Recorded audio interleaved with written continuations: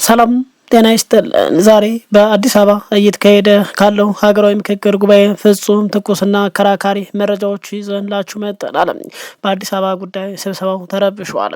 አወያዮች ሲያስፈራሩ፣ ጥቃቅን ግጭቶች ሲከሰቱ እስከ ስብሰባ ረግጦ መውጣትና የውስጥ መከፋፈል የተሰማበት ያ ትኩስ የሀገራዊ ምክክር ውሎ መነጋገሪያ ሆኖ ቀጥሏል። አዲስ አበባ የኦሮሚያ ናት ወይስ የፌዴራል የሚለው አከራካሪ አጀንዳ አዳራሹን ያሞቀበትና የመንግስት ባለስልጣናትና የክልል ተወካዮች የተጋጩበት እና ያልተጠበቁ ውሳኔዎች የተሰሙበት ሙሉ ሚስጥር ትናንትና አጠቃላይ ወጥቷል። አዲስ አበባ የኦሮሚያ ካድርጋችኋት ሀገሪቱ ትፈርሳለች የሚለውና በሀገሪቱ ምክክር አዳራሽ ውስጥ የተደመጠው የብርቱ ተቃውሞና የተፈጠረው ግርግር ምን ነበር? ከቋንቋ አጠቃቀም እስከ ሰንደቅ ዓላማ፣ ከአዲስ አበባ ባለቤትነት እስከ ጳጉሜን ወር መሻር ድረስ የተነሱ የትናንትና አስገራሚ አጀንዳዎች የተደረሱ በብልጽግና ባለስልጣናት መካከል የተፈጠረ የተባለው መከፋፈልና በህዝብ ውሳኔ እንዲወሰኑ የተጠየቁት ዋና ዋና ጉዳዮች ምንድን ናቸው? በምክክር ውስጥ የነ ሽመልስ ቡድን ብቻውን መቅረቱ ተነግሯል። የብልጽግና አቋም ድጋሚ በባለስልጣናቱ መሻሩ ተነግሯል። ይህን ተከትሎ በባለስልጣናቱ ምክክሩ ጥለው ስብሰባ ረግጠው መውጣታቸውን በተመለከተ ከምክክሩና ከበርካታ የመረጃ ምንጮች ያሰባሰብነውን አነጋጋሪ መረጃ በስፋት ልናጋራ ይዘን መጥተናል። መረጃውን ከወዲሁ ላይክ፣ ሸር በማድረግ እስከ ፕሮግራሙ ፍጻሜ አብረን እንቆይ። በሽግግር መንግስት በስልጣን ጉዳይ ፍጹም ምክክር የለም። ከስልጣኑ ውጭና በማንኛውም ነገር መመካከር ይቻላል። ይህንን ያሉት ጠቅላይ ሚኒስትሩ ከዓመታት በፊት ምክክር ኮሚሽኑ ስራ ሲጀምር አዲስ አበባ ላይ ፕሮግራሙ ሲከፈት ነበረ። ታዲያ ይህንን የጠቅላይ ሚኒስትሩን ትዕዛዝ በመያዝ ላለፉት 4 ዓመታት ከትግራይ ክልል ውጭና በአማራ ፋኖ ከያዛቸው ውጭ በኦሮሚያ የኦነግ ኃይሎች ከተቆጣጠራቸው ውጭ አጀንዳ ሲያሰባስብ የከረመው ምክክር ኮሚሽን አሁን ለመጨረሻ ምክክር በሚል ለአንድ ወር የሚቆይ ከ4,000 በላይ ሰዎችን በመሰብሰብ አዲስ አበባ ላይ ከከተመ እነሆ ሳምንታት አልፏል። በዚህ ምክክር ላይ የብልጽግና ባለስልጣናት ለሁለት የተከፈሉበት በርካታ ተመካካሪዎች ምክክሩን ጥለው እስከ መውጣት የደረሱበት ምክክር ነው። ኮሚሽኑ የተባሉ ምክክርና ኮሚሽኑ የተባሉ ልጆች መወለዳቸው የተነገረበት ምክክሩ ትግራይን የሚመራውን ህወሓት፣ በአማራ ክልል ግጭት ውስጥ ያለውን ፋኖን፣ በኦሮሚያ የኦነግ ኃይል ነው።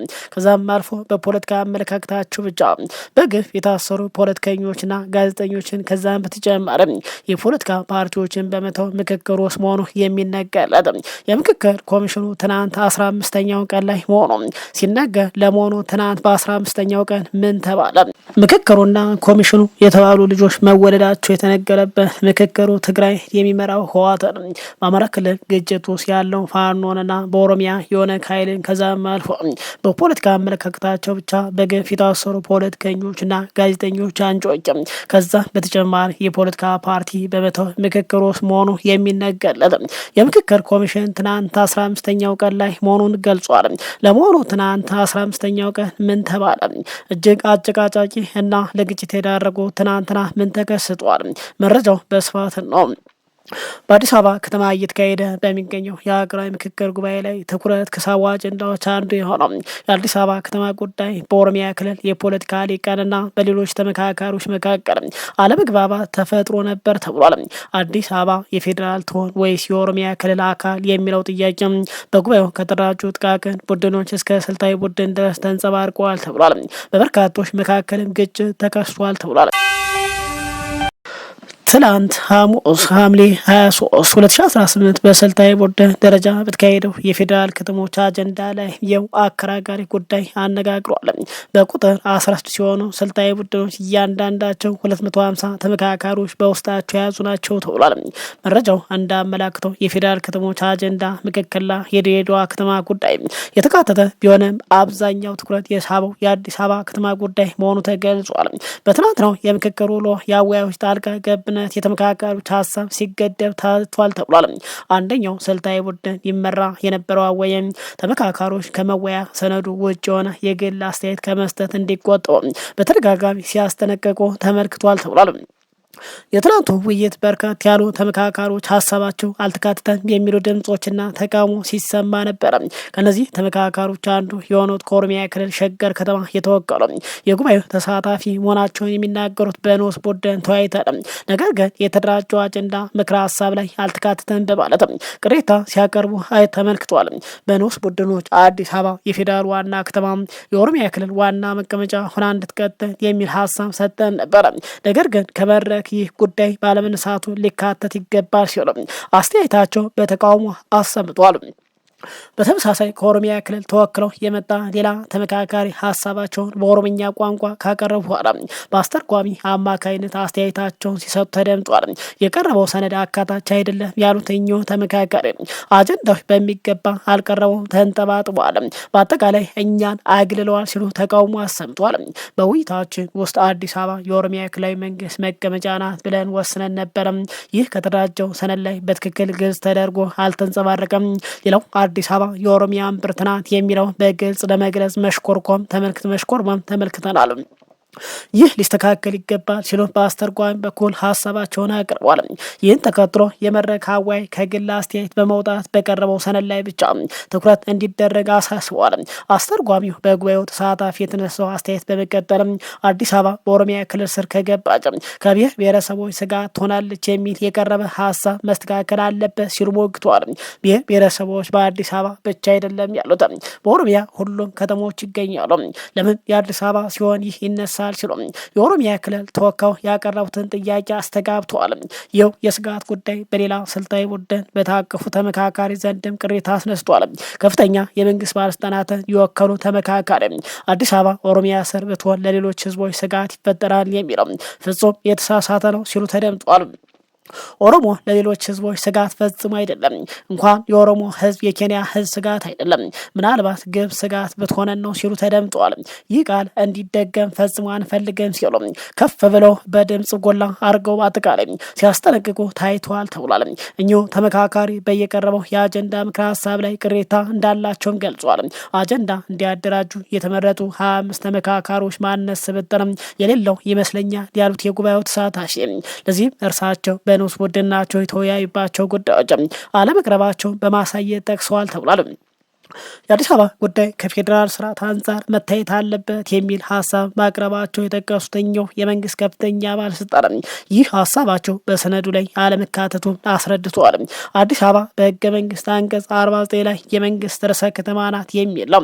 በዚህ አጀንዳ ዙሪያ የተደረገው ውይይት በቀረበው ምክክር ሀሳብ ላይ አልሰማሁትም ሲሉም ገልጸዋል።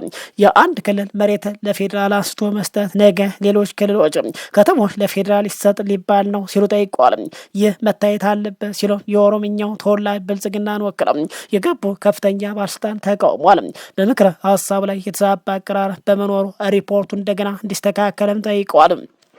ተመካካሪ የጠቀሱት የኢፌዴሪ ህገ መንግስት አንቀጽ 49 በውስጡ የያዛቸው ድንጋጌዎች የፌዴራል ርዕሰ ከተማ የተመለከቱ ናቸው። በዚህ አንቀጽ የፌዴራል መንግስት ርዕሰ ከተማ አዲስ አበባ መሆኗ ተደንግጓል። የአዲስ አበባ ከተማ አስተዳደር ተጠሪነቱ ለፌዴራል መንግስት ቢሆንም አስተዳደሩ ራሱን በራሱ የማስተዳደር ስልጣን እንዳለው በዚሁ አንቀጽ ላይ ተቀምጧል። በ1987 ዓ.ም የጸደቀው ህገ መንግስት የአዲስ አበባ ነዋሪዎች በፌዴራል የህዝብ ተወካይ ምክር ቤት እንደሚወከሉም ይገልጻል። በምክክሩ ጉባኤው እያከራከረ ያለው የአዲስ አበባና የኦሮሚያ ክልል ጉዳይ ላይ በህገ መንግስቱ አንቀጽ 49 ላይ በጥቅሉ ተነስቷል። የኦሮሚያ ክልል የአገልግሎት አቅርቦት ወይም የተፈጥሮ ሀብት አጠቃቀምና የመሳሰሉት ጉዳዮች በተመለከተ እንዲሁም አዲስ አበባ በኦሮሚያ ክልል የሚገኝ በመሆኑ የሚነሱ ሁለቱን የሚያስተሳስሩ አስተዳደራዊ ጉዳይ በተመለከተ ያለው ልዩ ጥቅም ይጠበቅለታል፣ ዘርዝሮ በህግ ይወሰናል ሲል ህገ መንግስቱ ደንግጓል። የኦሮሚያ ክልል የአገልግሎት አቅርቦት ወይም የተፈጥሮ ሀብት አጠቃቀምና የመሳሰሉትን ጉዳይ በተመለከተ እንዲሁም አዲስ አበባ በኦሮሚያ ክልል የሚገኝ በመሆኑ የሚነሱ ሁለቱን የሚያስተሳስር አስተዳደራዊ ጉዳይ በተመለከተ ያለው ልዩ ጥቅም ይጠበቅለታል፣ ዝርዝሩ በህግ ይወሰናል ይላል። የኦሮሚያ በአዲስ አበባ ክልል ያለውን ልዩ ጥቅም የተመለከተ ህግ የማውጣት ሙከራዎች ከዚህ ቀደም መደረጋቸው ቢገለጽም በህገ መንግስቱ ቃል በተገባው መሰረት እስካሁን ድረስ በይፋ የወጣ አዋጅ የለም ተብሏል። በትናንትናው የምክክር ውሎ አዲስ አበባ ላይ ከተማ የተወከሉ ተሳታፊ በልዩ ጥቅም ጉዳይ ላይ ያላቸውን አስተያየት አቅርበዋል። ልዩ ጥቅም የሚለው አያስማማም፣ እንደ አማራጭ ተገቢው የካሳና የአገልግሎት ክፍያ በሚል እንዲቀመጥ ተብሎ የተወያየንበት አልተካተተም ሲሉ እኚሁ ተሳታፊ ተቃውሞ አቅርበዋል። የኦሮሚያ ህብረተሰብ ጥያቄ እንዲሁ ልዩ ጥቅም ይሰጠኝ ሳይሆን ተገቢው ካሳና ተገቢውን የአገልግሎት ክፍያ ይሰጠኝ ነው ሲሉ ገልጿል። በመሬት ላይ ፋብሪካ ሲቆም ኢንቨስት ሲደረግበት እዛ ላይ የሚሰጠውን አገልግሎት በቅርበት ላግኝ የሚል ጥያቄ ነው ሲሉም የአዲስ አበባው ተወካይ ገልጿል።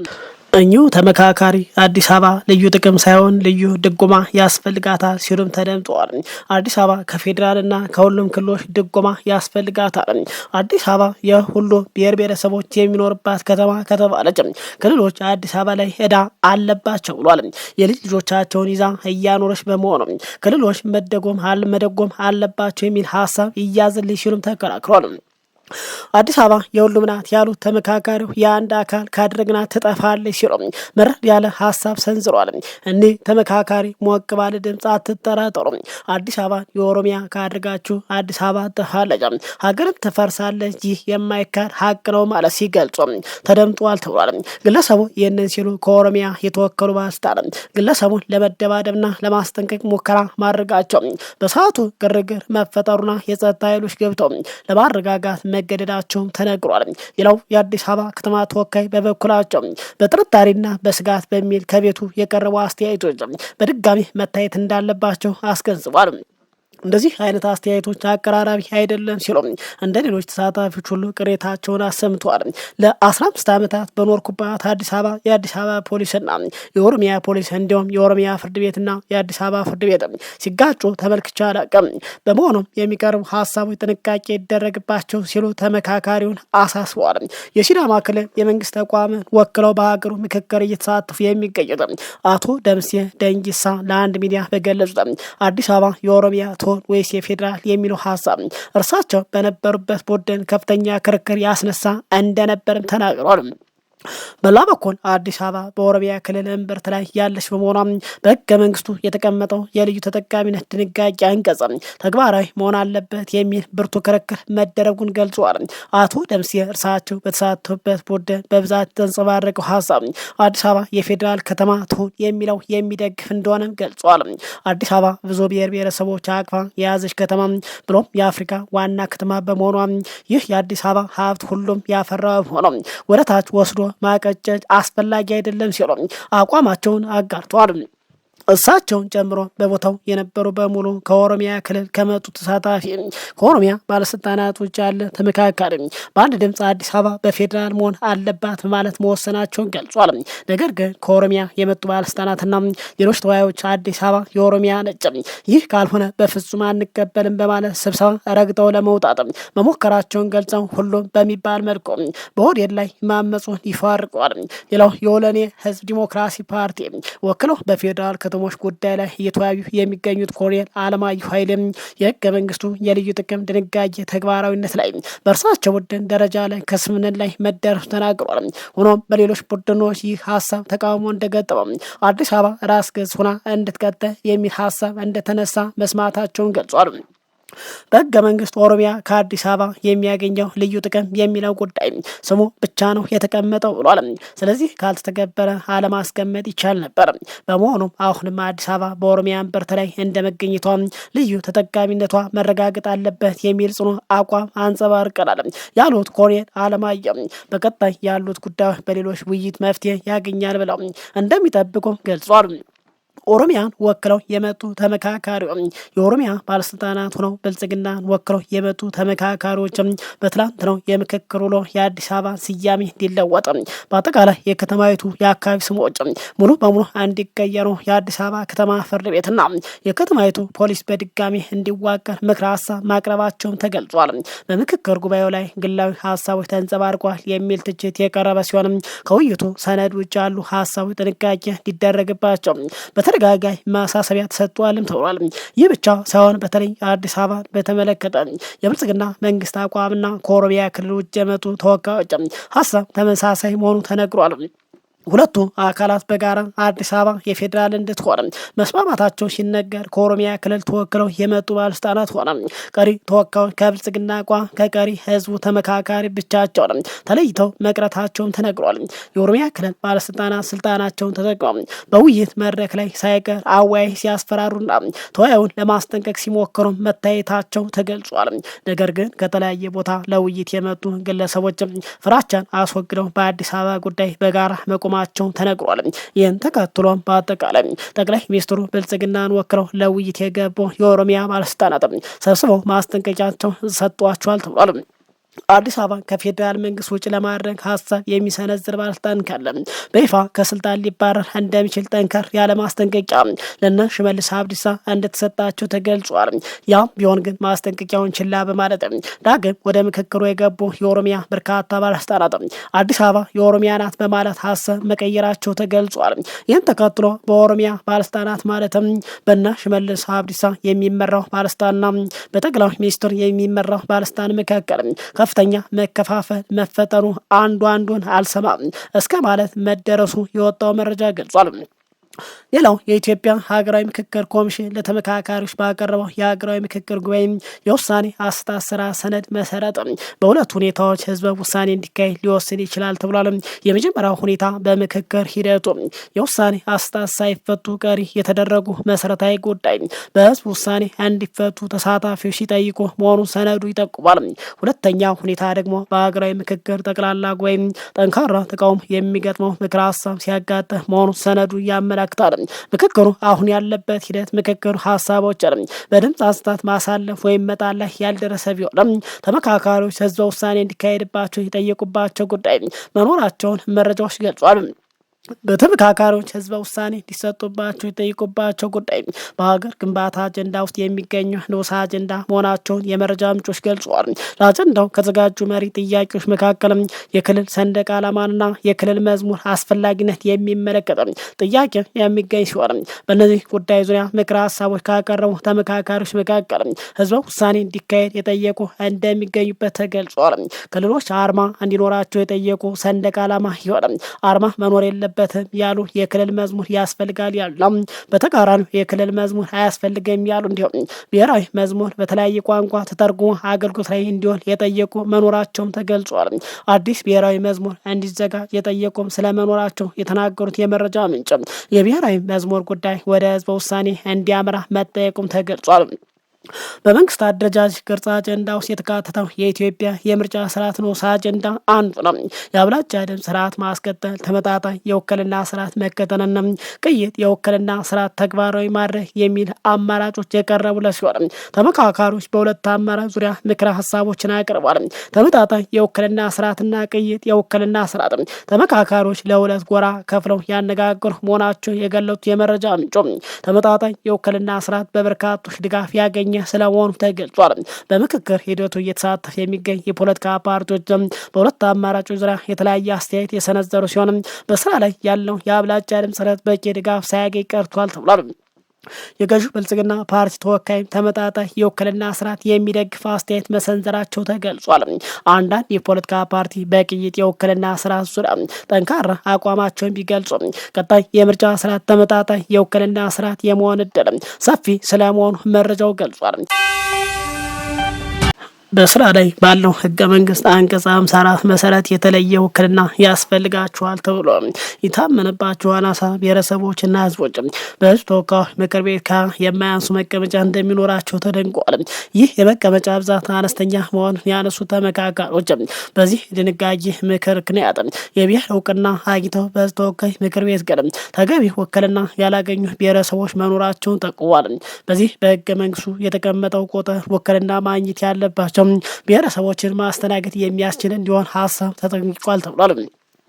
ሌላው በስራ ላይ ያለው የብሔር ፌዴራሊዝም ድክመት እንዲሻሻል ተደርጎ ይቀጥል በሚል የቀረበ ምክረ ሀሳብ ሚዛኑ መድፋቱ መዘገቡ የሚታወስ ሲሆን ይህን ተከትሎ የክልል ጥያቄ በቃለ ጉባኤ እያዝልን የሚሉ ጥያቄዎች የሚያነሱ ተመካካሪዎች መከራከራቸው ምንጮች ገልጸዋል። መልክዓ ምድራዊ ፌዴራሊዝም ስርዓት በምክረ ሀሳብነት ያቀረበው አጥብቀው ሲከራከሩ የነበሩ ተመካካሪዎችም በጉባኤ ውሳኔ አሰጣጥ መሰረት የብሔር ፌዴራሊዝም እንዲቀጥል የሚወሰን ከሆነ የክልል ጥያቄ መልስ ያገኝ ገባ የሚል አቋም ማንጸባረቃቸው ተገልጿል። በተለይ የጉራጌ የክልል ጥያቄ መልስ ያገኝ ገባል የሚለው ተመካካሪዎች በስልታዊ ቡድን ደረጃ በተካሄደ ምክክር ድምጻቸው ማሰማታቸውን መረጃው ገልጿል። ሌላው በርካቶችን ያከራከረው አማርኛ ብሔራዊና የስራ ቋንቋ ሆኖ እንዲቀጥል ከመጠየቅ አንስቶ ብሔራዊ ቋንቋ አያስፈልግም እስከሚሉ ድረስ የተለያየ ምክረ ሀሳብ የቀረበበት የቋንቋ ጉዳይ ደግሞ በርካታ አስተያየቶችንና ግጭቶችን አስተናግዷል ተብሏል። ብሔራዊ ቋንቋ እንዲሆን በተለያዩ ተመካካሪ የቀረበው አማርኛና አፋን ኦሮሞ ሲሆንም እንደ ትግርኛ፣ ሶማሌኛ፣ አፋን፣ ሲዳምኛ፣ ወላይተኛ የምልከተ ቋንቋ፣ እንግሊዝኛና አረብኛ ያሉ ቋንቋ ደግሞ የፌዴራል የስራ ቋንቋ እንዲሆኑ በምክረ ሀሳብ ደረጃ ቀርበዋል ተብሏል። በርዕሰ ጉዳይ ተመካካሪ ቡድን ደረጃ እነዚህ አማራጮች ውሳኔ እንደሚያገኝ የሚጠበቅ ሲሆን አማርኛ በብቸኝነት ብሔራዊ የስራ ቋንቋ እንዲሆንና ሌሎች ኦሮምኛን ጨምሮ ተጨማሪ ቋንቋ ደግሞ የፌዴራል የስራ ቋንቋ ሆነው ውሳኔ የመተላለፍ እድል ከፍተኛ መሆኑን የመረጃ ምንጩ ገልጿል። ከዚህ ላይ ከኦሮሚያ ክልል የተወከሉ ተወካዮችም ኦሮምኛ ብሔራዊ ቋንቋ የሆነ ብለው ቢከራከሩም በቀሪዎች ዘንድ ድጋፍ ማጣታቸውም ተገልጿል። ሌላው በሀገር ግንባታ አጀንዳ ውስጥ መነጋገሪያ ከሆነ ጉዳይ መካከል አንዱ የጳጉሜን ወር ጉዳይ ነው። በወሩ ውስጥ ያሉ ቀናት ሰራተኞች ያለ ደሞዝ ክፍያ የሚሰሩባቸው መሆናቸውን ያነሱ ተመካካሪዎችም እነዚህ ቀናት የእረፍት ቀናት አሊያም የደሞዝ ክፍያ የሚከፈልባቸው ቀናት እንዲሆኑ ጠይቀዋል። አንዳንድ ተመካካሪዎች ወሯ ትሰረዝ የሚል ሀሳብ ማቅረባቸው ሲነገር ሰሚ በማጣታቸው ሀሳብ ውድቅ ሆኗል ተብሏል። ውድ ክቡራን አድማጭ ተመልካቾቻችን ይህ ሁሉ ሀሳብ የተነሳው እንግዲህ በትናንትናው በ15ኛው ቀን ነው። በአጠቃላይ ይህንን ዘገባ ለማጠናከር በርካታ የመረጃ ምንጮችን ተጠቅመናል። ከምክክሩ ከተሳታፊ ሰዎች በቀጥታም እንዲሁም ከኢትዮጵያ ኢንሳይደር ከዋዜማ አለፍ ሲልም እንግዲህ ከመንግስት ሚዲያዎችም መረጃዎችን በሙሉ አሰባስበናል ወይም የመረጃ ምንጭ ተጠቅመናል። ክቡራን አድማጭ ተመልካቾቻችን በሌላ መረጃ እስክንገናኝ በያላችሁበት ሰላም ቆዩልኝ እያልን ይህንን መረጃ ከወዳችሁት ላይክና ሸር ማድረጋችሁ እንዳዘነጉ ቻናሉንም ሰብስክራይብ እና ደወሉን በመጫን ቤተሰብ መሆን ትችላላችሁ። ሰላም ለኢትዮጵያ ሀገራችን።